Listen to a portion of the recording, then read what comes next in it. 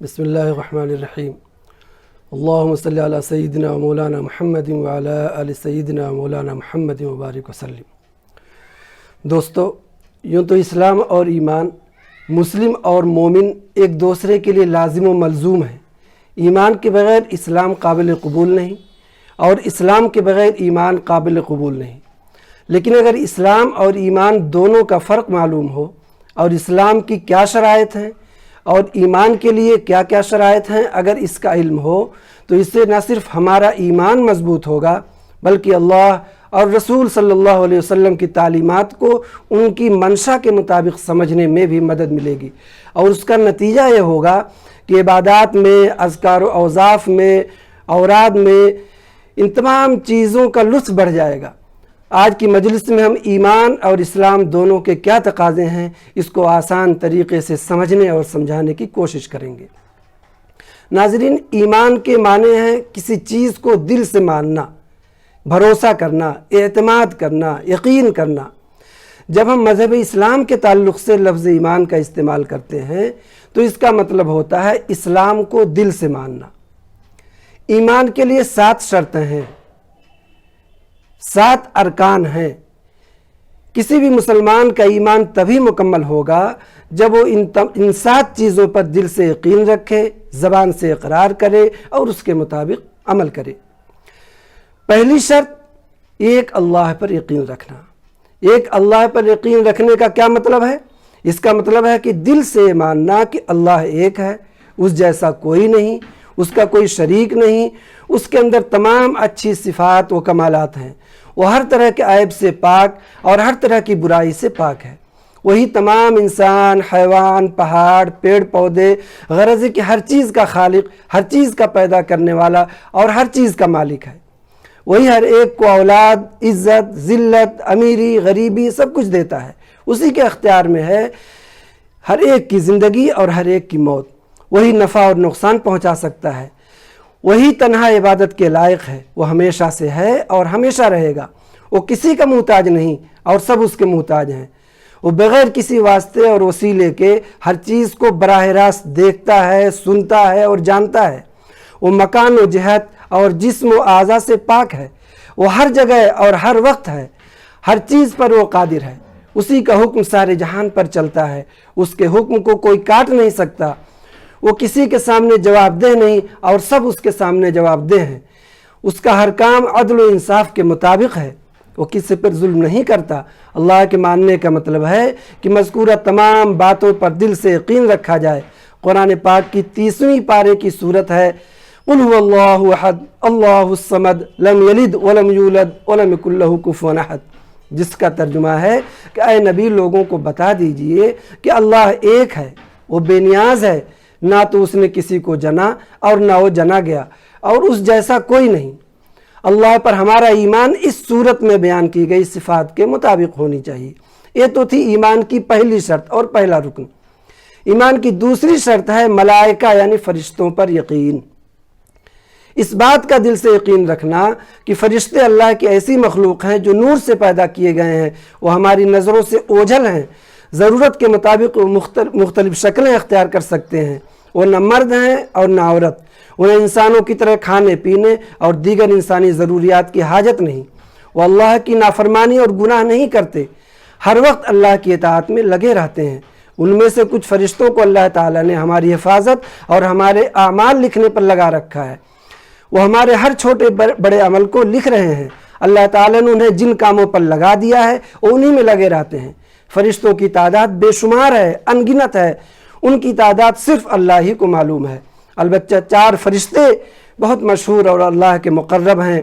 حضرت جبرائیل علیہ السلام جو نبیوں اور رسولوں کے پاس اللہ کی وحی اور اللہ کی کتابیں لے کر آتے تھے۔ دوسرے حضرت اسرافیل علیہ السلام جو قیامت کے دن سور پھونکیں گے۔ تیسرے حضرت میکائیل علیہ السلام جو مخلوق کو روزی پہنچانے اور بارش کا انتظام کرنے پر مقرر ہیں، اور چوتھے حضرت عزرائیل علیہ السلام جو مخلوق کی روح نکالنے یعنی موت دینے پر مامور کیے گئے ہیں۔ تو ان فرشتوں پر ایمان رکھنا، دل سے یقین رکھنا، یہ دوسری شرط ہے۔ ایمان کا تیسرا رکن ہے اللہ کی بھیجی ہوئی کتابوں پر یقین۔ اللہ تعالیٰ نے جس طرح بندوں کی ہدایت اور رہنمائی کے لیے نبی و رسول بھیجے، اسی طرح ان کی رہنمائی کے لیے صحیفے اور کتابیں بھی نازل فرمائیں۔ حضرت موسیٰ علیہ السلام پر توریت نازل کی، حضرت داؤد علیہ السلام پر زبور نازل کی، حضرت عیسیٰ علیہ السلام پر انجیل نازل فرمائی۔ کچھ صحیفے یعنی چھوٹی چھوٹی کتابیں دیگر انبیاء کرام علیہ السلام پر بھی نازل ہوئیں۔ اب یہ تمام صحیفے اور تمام کتابیں کہیں بھی موجود نہیں ہیں دنیا میں، جو ہیں بھی جیسے انجیل بائبل کے نام سے ہے، وہ اپنی اصلی شکل میں نہیں ہے، بلکہ اس میں لوگوں نے اپنی مرضی کے مطابق تبدیلیاں کر دی ہیں۔ اللہ تعالیٰ نے اپنی آخری کتاب اپنے آخری نبی حضرت محمد صلی اللہ علیہ وسلم پر نازل فرمائی۔ یہ کتاب قرآن مجید ہے۔ اللہ تعالیٰ نے قرآن مجید سے قبل جتنی بھی کتابیں نازل فرمائیں، جتنے بھی صحیفے نازل فرمائے، وہ محدود وقت کے لیے تھے۔ بعد میں جو بھی نبی آئے، اس سے پہلے کی نبی کی شریعت خود بخود منسوخ ہو جاتی تھی۔ اسی وجہ سے اللہ تعالیٰ نے کسی بھی کتاب کی حفاظت کا ذمہ نہیں لیا، لیکن قرآن پاک اللہ کی وہ کتاب ہے جس کی حفاظت کا ذمہ خود اللہ تعالیٰ نے لیا ہے۔ کیوں لیا ہے؟ اس لیے کہ یہ کتاب ہمیشہ کے لیے باقی رہنے والی ہے۔ قرآن پاک ہمارے لیے اور تمام انسانوں کے لیے ہدایت اور رہنمائی کی کتاب ہے۔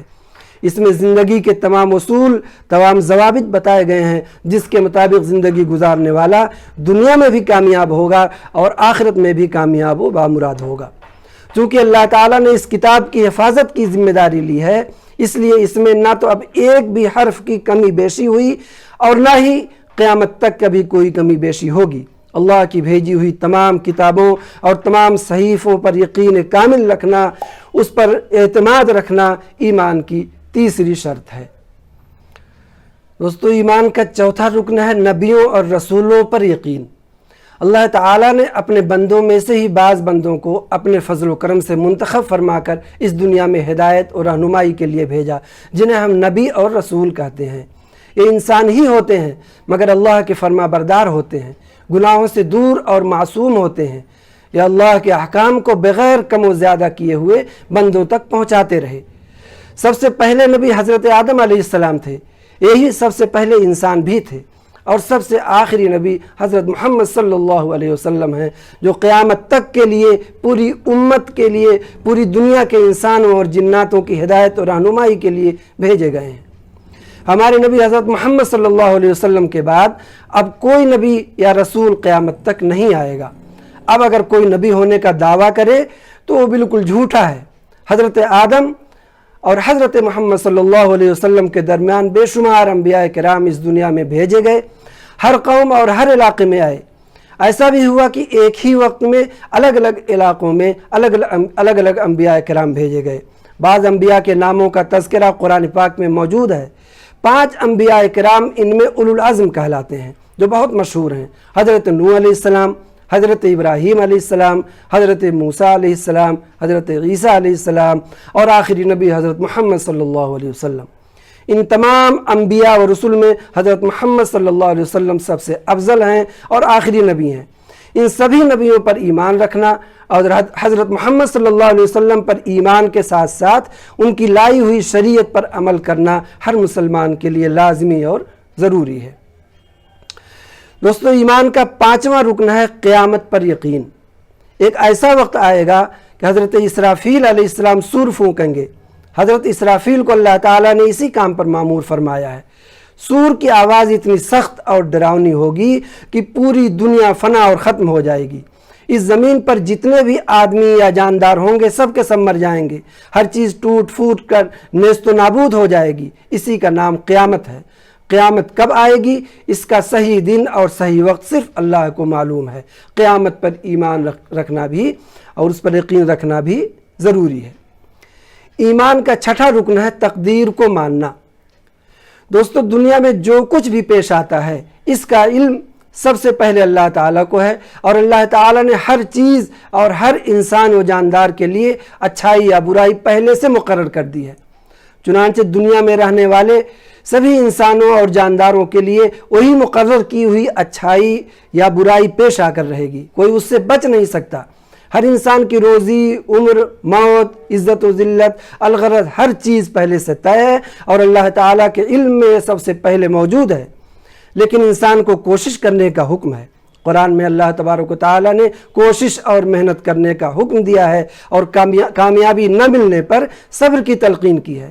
ایک جگہ فرمایا لیس للانسان الا ما سعی، اگر انسان کو اپنی محنت و کوشش میں کامیابی نہ ملے تو صبر کرنا چاہیے اور مان لینا چاہیے کہ اللہ تعالیٰ نے میری تقدیر میں یہی لکھا ہے اور اس پر راضی رہنا چاہیے۔ اسی کو تقدیر کہتے ہیں۔ تقدیر کا مطلب قطعاً یہ نہیں کہ ہاتھ پر ہاتھ رکھے بیٹھا جائے، بلکہ اللہ کے حکم کے مطابق بھرپور محنت و کوشش کی جائے، جد و جہد میں کوئی کمی نہ کی جائے، کامیابی ملنے پر اللہ کا شکر ادا کیا جائے اور ناکامی ملنے پر صبر کے ساتھ اللہ کے فیصلے پر راضی رہا جائے۔ دوستو، ایمان کا 7واں اور آخری رکن ہے بعث بعد الموت پر یقین، یعنی مرنے کے بعد دوبارہ زندہ کیے جانے کا یقین۔ قیامت کے دن جب سب لوگ مر کر فنا ہو جائیں گے تو حضرت اسرافیل علیہ السلام دوبارہ سور پھونکیں گے، جس سے تمام انسان و حیوان جو حضرت آدم سے لے کر قیامت تک مرے اور فنا ہو گئے تھے وہ سب کے سب زندہ ہو جائیں گے۔ پھر حساب و کتاب ہوگا اور نیک لوگوں کو ان کی نیکیوں و اچھائیوں کا بدلہ جنت کی شکل میں ملے گا اور بروں کو ان کی برائی کا بدلہ جہنم کی شکل میں ملے گا۔ ایمان کے یہ 7 ارکان ہیں جن کا تعلق دل کے یقین سے ہے۔ اب آئیے ہم مختصر طور پر اسلام کے ارکان کو سمجھنے کی کوشش کرتے ہیں۔ دوستو، آئیے اب مختصر طور پر اسلام کے ارکان کو سمجھنے کی کوشش کرتے ہیں۔ اسلام کے معنی ہے اطاعت کرنا، سر تسلیم خم کرنا۔ اسلام کے 5 ارکان ہیں۔ نمبر 1، کلمہ طیبہ لا الہ الا اللہ محمد الرسول اللہ، یعنی اللہ کے سوا کوئی عبادت کے لائق نہیں اور محمد صلی اللہ علیہ وسلم اللہ کے رسول ہیں۔ اس کلمے کی حقیقت کو دل سے ماننا اور زبان سے اقرار کرنا۔ اسلام کا دوسرا رکن ہے نماز۔ یہ اسلام کا سب سے اہم اور سب سے بڑا رکن ہے اور ہر عاقل بالغ مومن مرد اور عورت پر دن اور رات میں 5 وقت کی نماز فرض ہے، جسے ہم فجر، ظہر، عصر، مغرب اور عشاء کے نام سے جانتے ہیں۔ اسلام کا تیسرا رکن ہے روزہ۔ سال میں 1 ماہ رمضان المبارک میں روزہ رکھنا ہر مسلمان عاقل بالغ مرد و عورت پر فرض ہے۔ زکوٰۃ اسلام کا چوتھا رکن ہے۔ زکوٰۃ صرف مالدار لوگوں پر فرض ہے، جو سال میں 1 مرتبہ ایک خاص مقدار میں ادا کی جاتی ہے۔ اسلام کا 5واں رکن ہے حج۔ پوری عمر میں 1 مرتبہ اللہ کے گھر کعبہ شریف کی طرف سفر کرنا اور احکام الہی کے مطابق حج کے ارکان کو ادا کرنا ہر اس عاقل بالغ مسلمان مرد و عورت پر فرض ہے جو خانہ کعبہ تک آنے اور جانے کا خرچ برداشت کر سکتا ہو۔ دوستو، ارکان اسلام یعنی کلمہ طیبہ، نماز، روزہ، زکوٰۃ اور حج میں سے ہر رکن پر ضخیم اور موٹی کتابیں موجود ہیں۔ انشاءاللہ آئندہ وقت پر ان تمام موضوعات پر ہم مختصر اور آسان طریقے سے گفتگو کرنے کی کوشش کریں گے۔